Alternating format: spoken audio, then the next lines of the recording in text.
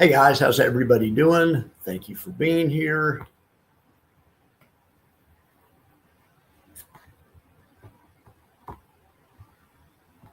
Start with the market.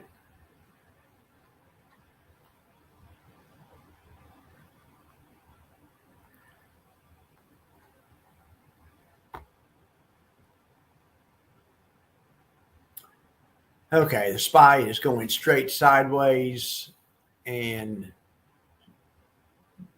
building out the 593 strike right now.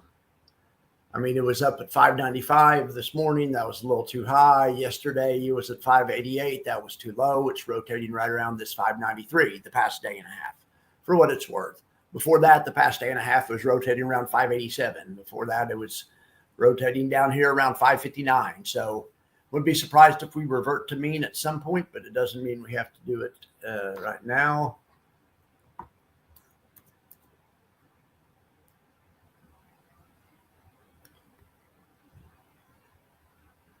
Look at Bitcoin just in the past half hour. These are half-hour bars. In the past hour, it's blowing up. In the past 3 hours, it's made a low and trying to go higher.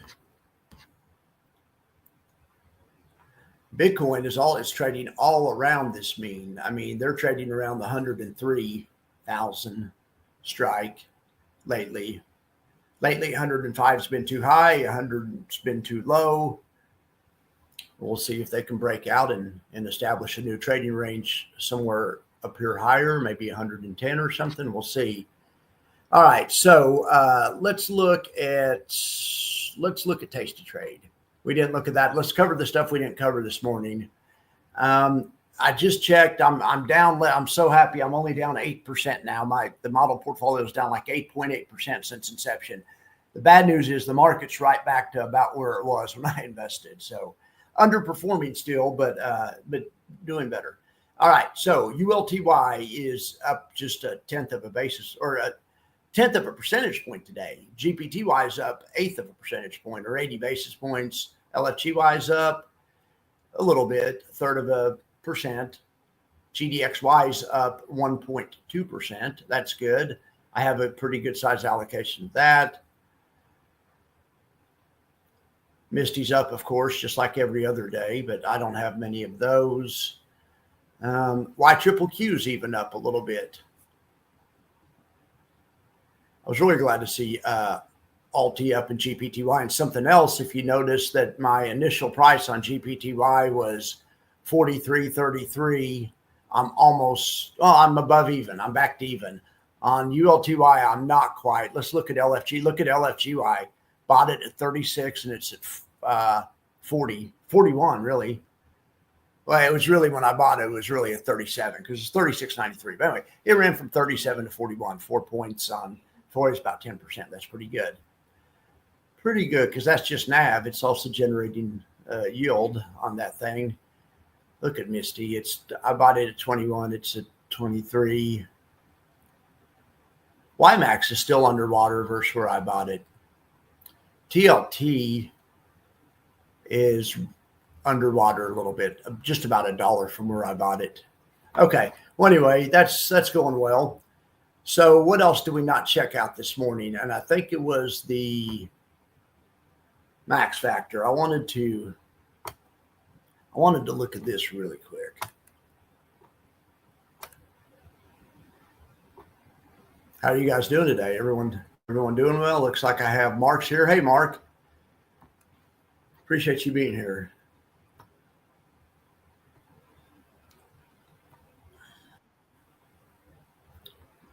All right, so let me show you this. I was pretty interested in this.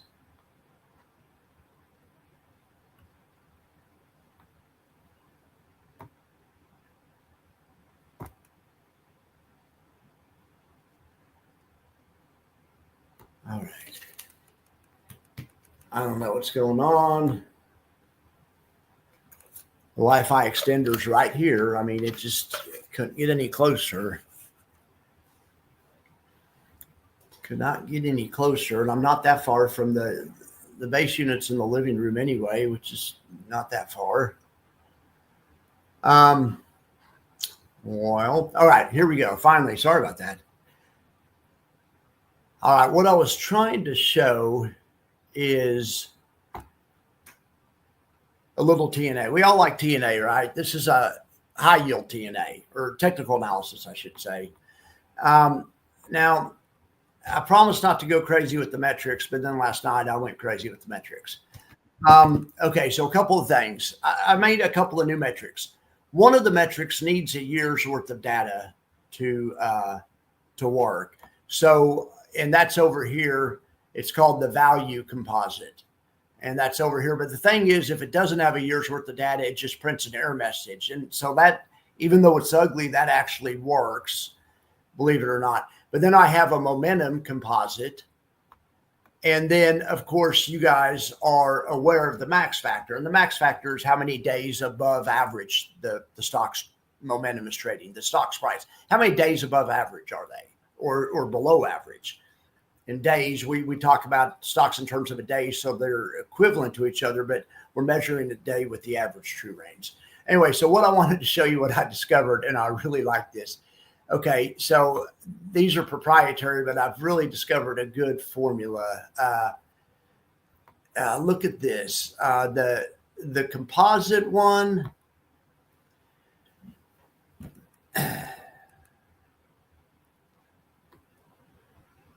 These are the highest momentum stocks. Gosh darn it! I was up so late. I'm trying to think of a better way to describe it to you guys.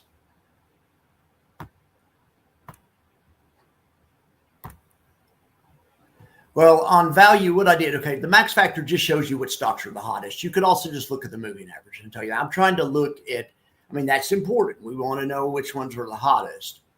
We also want to know which ones are hot, but at the same time have really good yield, really good total return, correct? Okay.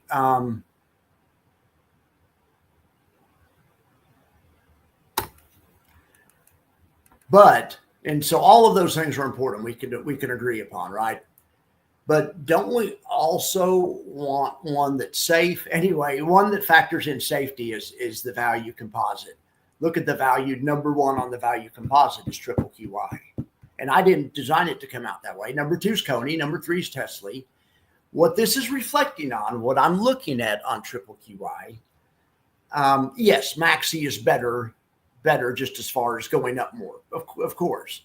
But as far as on a risk-adjusted basis, if you look at triple QY's volatility versus the SPY, and you equalize, and like I said, I didn't design it for. I didn't mean for this to happen. I've always told people that I love this fund because it had the most giant amount of buffer. It's the buffer champion because it pays the highest yield. But that causes problems in a bull market, and that's why a lot of people hate it. But it comes in handy in a bear market. But regardless, I think it's a good source of income. So anyway, Coney was really good. Also, Coney's really good on just the momentum. On the momentum metric, I just looked at. I didn't worry about risk adjusted. I just looked at go, just which one's going the fastest. But I'm trying to think why Maxi fell off. Well, anyway, but this one's are Coney, Tesla, and Maxi. I want to click on my formula and figure out what it was, but then I don't want you guys to see or people to see the formula and reverse engineer because this is really good. I'm gonna try to make this a regular feature, but I'll be able to explain it better later. But I was really happy about this. I was really happy when I found this value composite, not because it justifies my whatever. But but I've always known there's something special about that one, and it's the amount of buffer. And so, like I say, the value figures out. It figures out. It wants good yield, good total return, but it also wants it in safest way possible. And so that would make sense because triple QY does have the largest buffer. So by that measure, and it's not like it has to be triple QY because I love Defiance or whatever. Coney which is something I don't love or whatever, is also did really well. So did Tesla. So did NFLP. I don't care how you measure NFLP. It's always one of the top measurements. You can measure it a momentum composite, a value composite, or you can just do the max factor. Now, the advantage the max factor has on those, momentum and value composite need more data to complete. The max factor we can do, the max factor tests the bigger, group of people. So just on max factor, Maxi's number one, NFLP's number two. So NFLP's number three on the value composite. It was high on the momentum composite, and it's number two on max factor, which is just pure momentum. Max factor is just how many days above average are we, compared to the other stocks in this universe, Okay, so then we can look, but a lot of people like to look at it visually. And so let's look at it visually. So this is all of the ones in my universe, and so this is basically everything. It's not just covered calls, it's liquid alternatives, and it's anything that could be used tactically.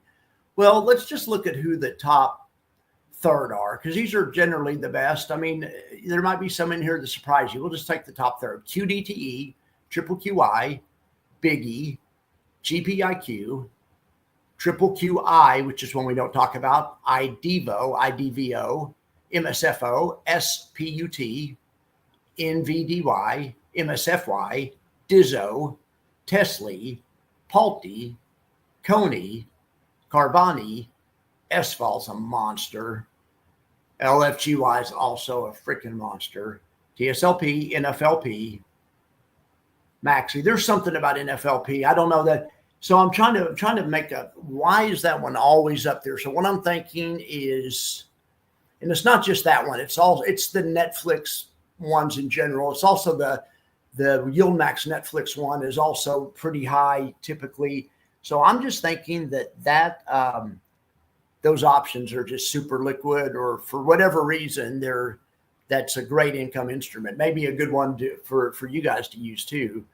Just based, because you can see these professionals, it seems to be easier to sell those types of options. It's probably just based on the liquidity and different option pits, from what I'm told from professional option traders. I don't know this, but they say the different option pits based on the people that are on the other side, the market makers that occupy them and stuff, they have different personalities, and you can get away with different stuff and all kinds of things. So maybe that's what we're seeing.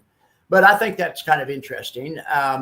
All right, so what else should we look at? Let's look at let's look at the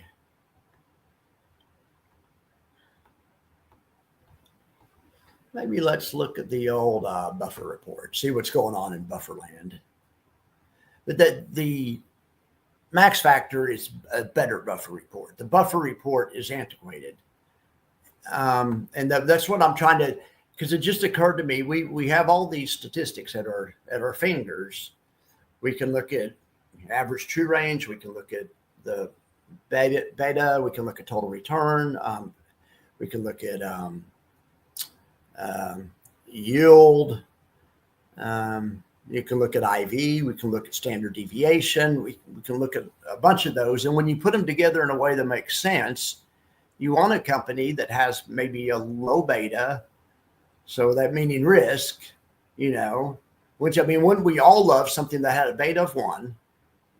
So that's equal to the SPY, but it had 3 times the total return of the SPY, 3 times the yield with the same beta. Now, there are some things that have 3 times the return, 3 times the yield and all that stuff, but they're usually like 10 times the risk.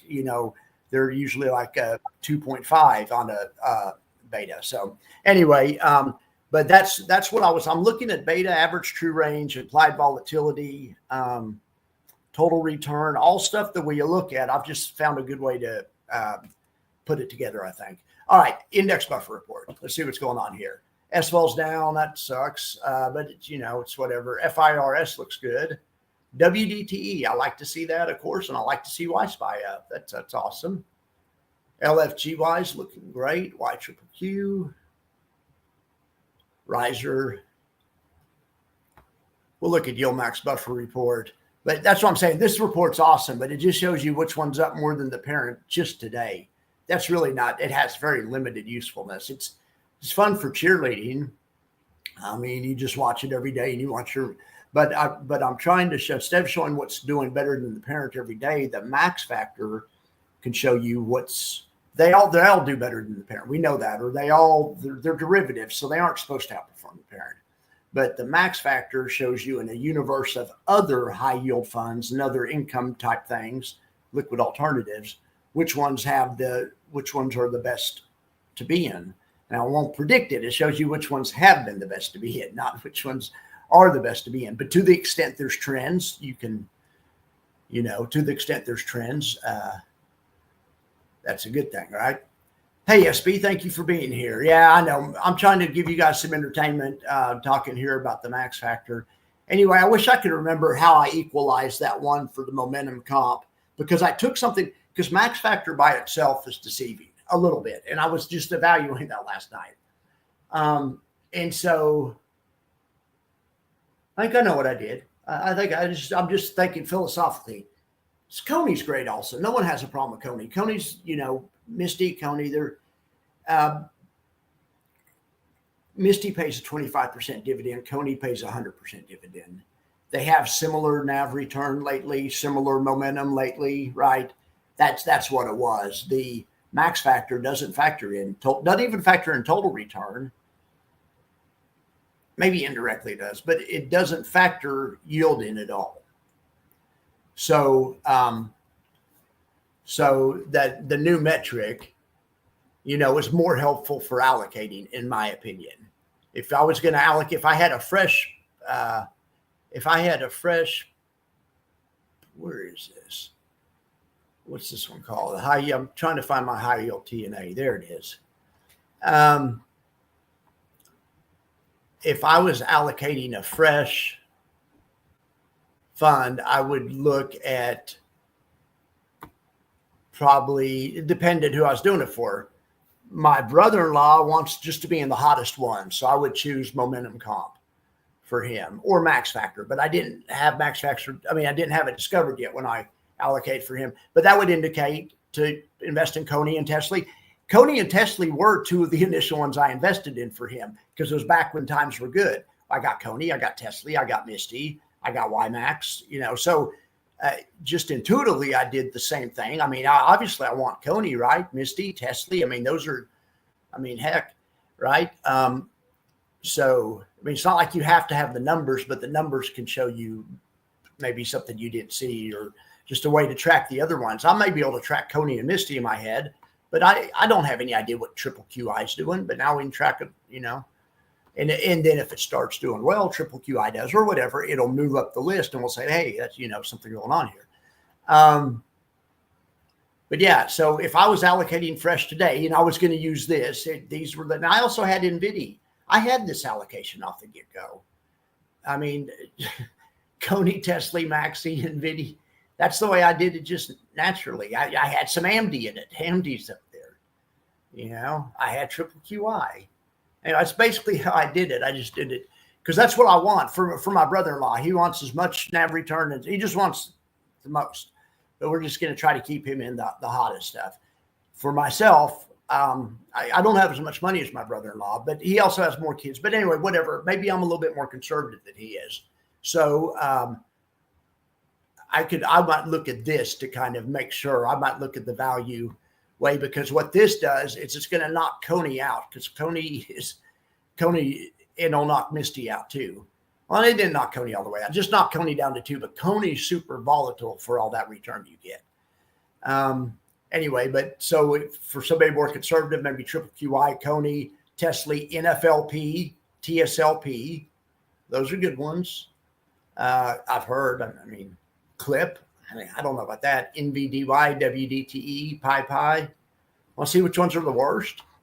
It doesn't mean they're bad. Because remember, it has to do with what the underline is. So Zomo, okay, well, oil, that's not great lately. USOY is oil. Gosh, THTA is iron condors. And you guys know what I think about iron condors. TLTW, not a hot asset. That's a problem with TLT, the underlying. That's another bond fund right there. It's high yield corporate or high yield government. I forget. Boy, it's weird to see Aptly this low, but what do you want to bet? Let's look here.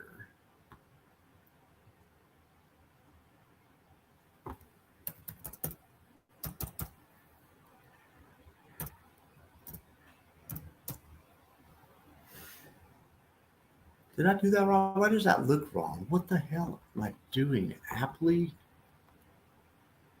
That just doesn't even look right. Yeah, okay.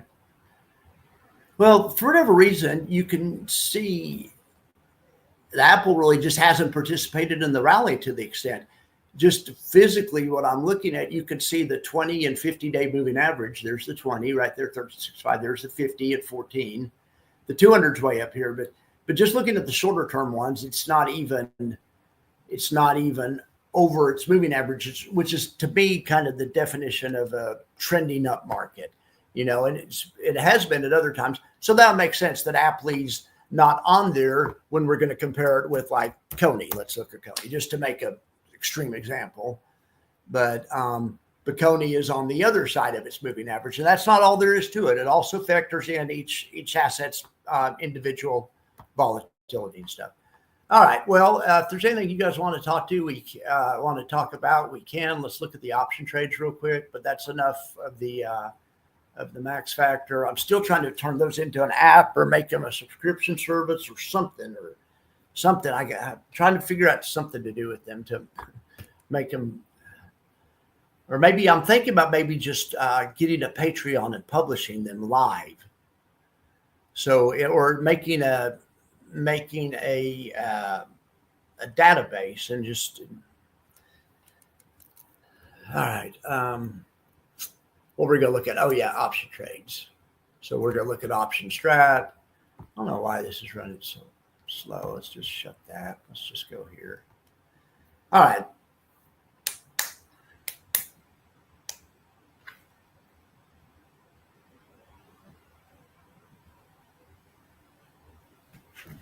Okay. Let's see what in the heck you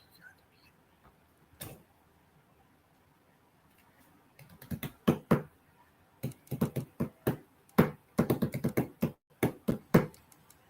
Sorry about this, guys. I have no idea.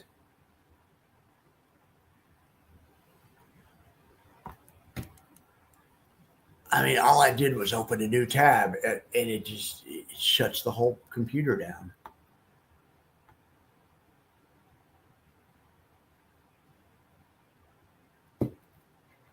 I got to get a new computer, a new laptop. I've worn this one out, and the last two.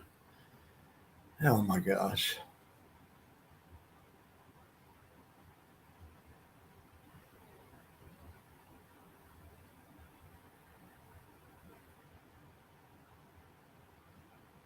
I'm scared to do anything. I can't even, I mean.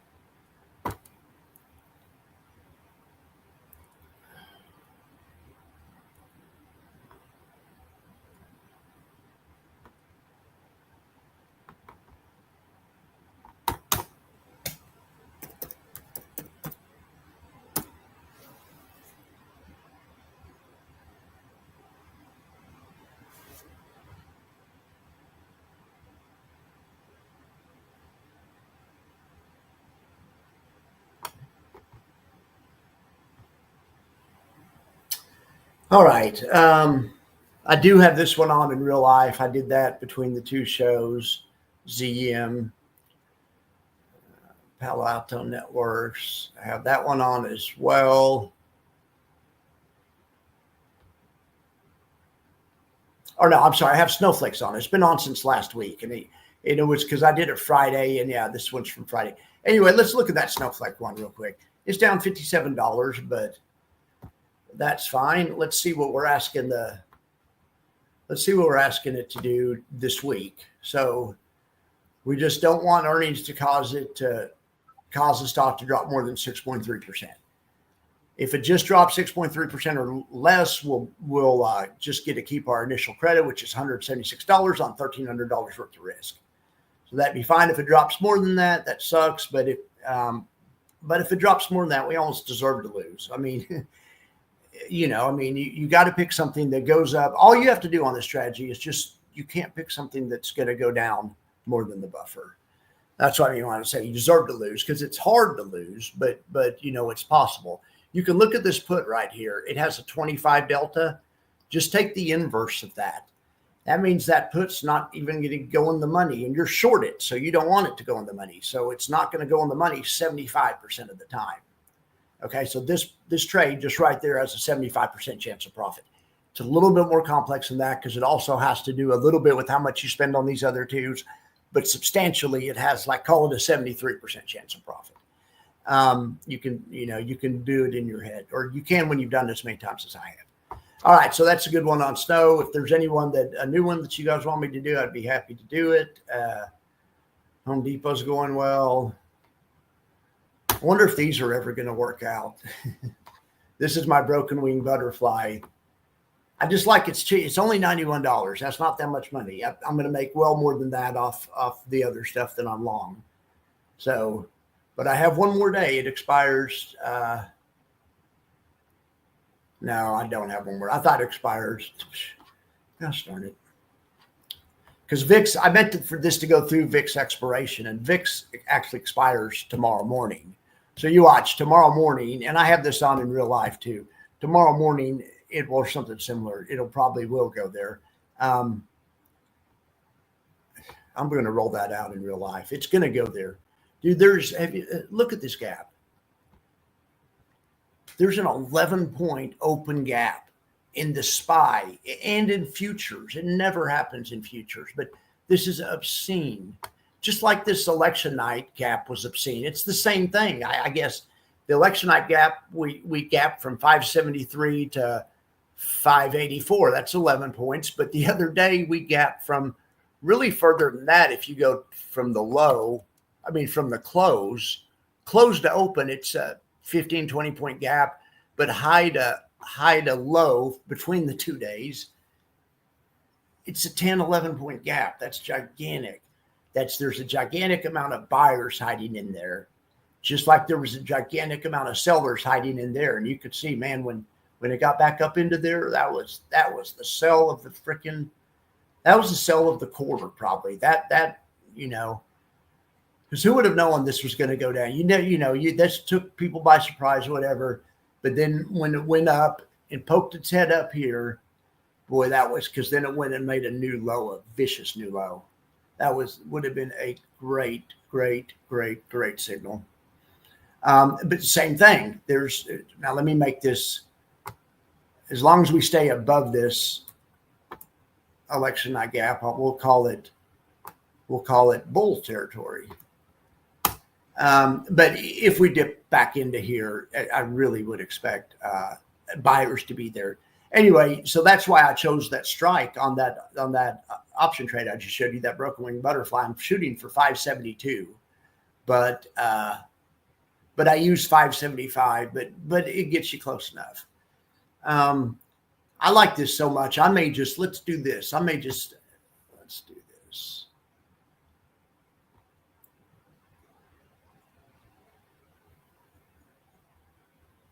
If it keeps going up, I'll do fine with my index funds and my other stuff. So I probably really will do something like this also. Let's just go. That 575, there's no way we don't go down there. But I don't know about getting stuck down there. I don't think we're going to stay down there, but if we do go that way, I would like to capitalize on it a little bit. I want to give myself till the end of the week, 23rd. Okay. $25. This is kind of silly. This 575 option is only 20 cents, and you're going to sell it twice. So still, that's $40. It helps offset this option that costs $57. So right there, you just have $17 in the trade, but then you have to buy this option too. So now you have $27 in the trade, or they're saying 25. It's going to cost more like 27. So something like this.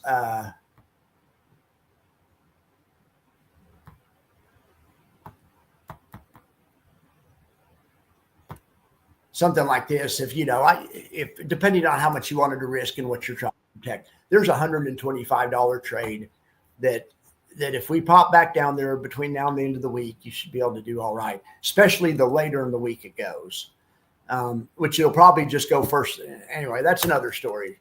Don't do this trade. That's probably not a great trade now that I think about it.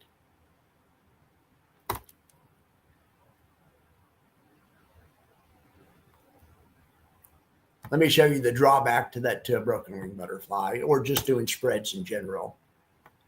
The spreads, you don't make your money till right at the end on a spread because you're long, but you're also short. So when you're short, lots of times to hit your profit target or to do as well as you want to do, you need to wait for the time to totally shrink out of the short positions.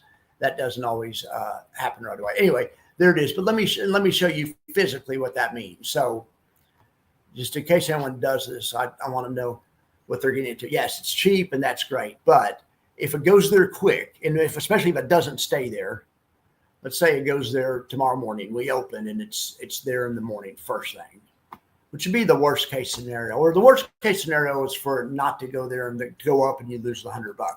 But the second worst case scenario, where in the case where you make money, would be for it to go there first thing tomorrow morning. Why is that? And it's a couple of reasons. One thing, because you don't make as much. If it goes to $575, it's only going to be worth $750. It costs you $125, so that's actually not bad. That's better than I thought. But you see what I'm saying? If it goes there Tuesday, you make $850. If it goes there Wednesday, you make $950. If it goes there Thursday, you make $1,000. If it goes there Friday, you make $1,700. The thing the reason I told you not to do this, the other thing that's not great about this trade is because it goes, if let's say it does open there in the morning, you have a decision to make. Do you take it off or do you leave it on? Because if the market stays here, it could be worth a heck of a lot more. But also, lots of times, if it gaps down in the morning, it'll go right back up because this is a place that we're expecting it to check. Not 575 is an area that I'm expecting it to check, not an area that I'm expecting it to get hung up at. So usually I put the short strike on somewhere where I'm targeting it for it to stop at. This one, we're just targeting for it maybe to go there. So, but anyway, $750 isn't too bad. If you can get that kind of, now it's a pretty good pullback. Of course, it's a 3% pullback. So you could have made a lot more, doing a lot of other strategies. So you're leaving money on the table, but you get in the reason that I like the strategies, you can get in it for cheap. You can get in it for $100 and you have a chance of making it 10x or 20. You have a chance of making it 28x, but even if you can get it anywhere close, within 5 or 10 points either way, you make 13 to 1500 on 100. You make a 10 bagger, right? That's what I like. All right, so not the worst trade. I just want to make sure you guys know what you're getting into. All right, in the absence of any other questions, hey Matthew, what's up? I haven't heard about Fugly. Fiat, Alti, GPTY. I mean, I love it though. I love it. So starting it to pay for a hobby. Well, okay, I don't know to pay for a hobby. I mean, I can't give financial advice, but I mean, yeah, just money you can afford to lose, whatever. Yeah.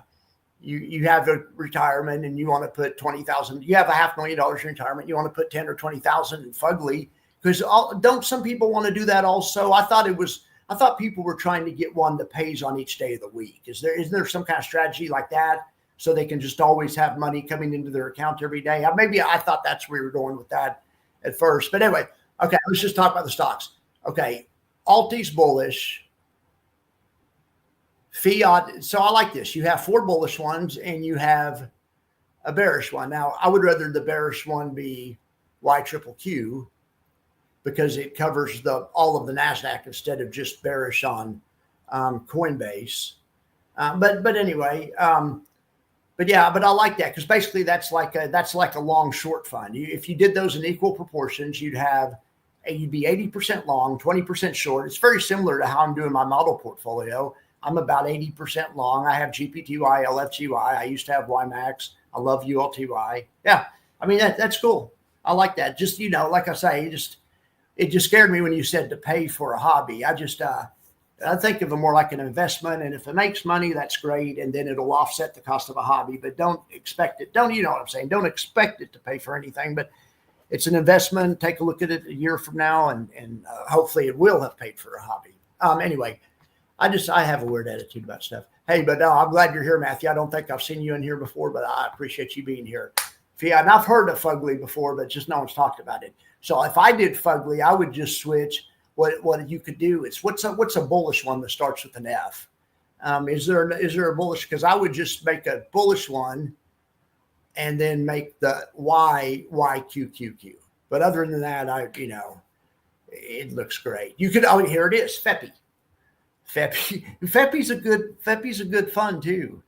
You notice that also, Matthew. I don't know if you're here, but when I was doing the Max Factor segment where I'm looking at how these are doing, ULTY, GPTY, LFGY, YMAX, and not Fiat, but those were all close to the top of the list.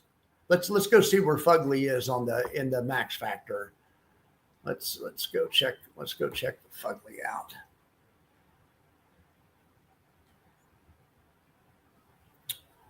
Okay, Fugly. High yield TNA. I guess we could just look at it.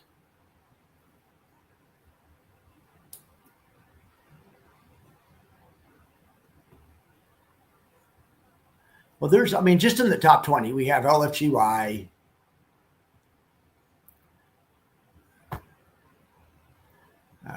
High yield TNA. Those are, I think the value composite's the best. Well, probably the momentum composite's the best overall one for you guys. That's more what you guys are probably. Okay, so Coney's in there, Tesla's in there, Maxi and Vidi, ULTY, Test. But look, they're all in there, or a lot of them are in there. There's YMAX. There's Feppy. If you put Feppy in there, is ULTY money? Oh, ULTY is in there. Feppy, ULTY. I think you basically got it there. I don't know. Maybe GPTY may not be that highly rated.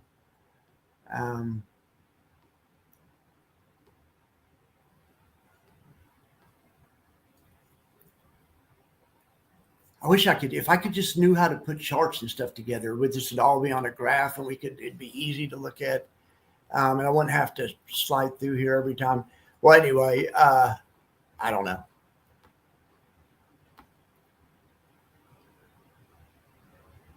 But I do think those are good funds. Like I say, the ones that meet more the ones mathematically that I'm going to like more, the ones that are, hang on a second, are these. Triple QI, Coney, it's all still there though. Tesla, NFLP, TSLP, Clip, NVDY, WDT, PyPy, GDXY. Heck yeah, I like to see that. Maxi. The Maxi's still on there, but you have to getting back to what I was saying earlier, how Maxi leads the Max Factor, because, but when you take into account the dividend it pays, it doesn't lead the Max Factor. I think you guys can understand that. Not that it's a bad fund. It's just, all right, guys. I appreciate you guys for being here. Matthew, I hope that answered your question. Feppy. Okay.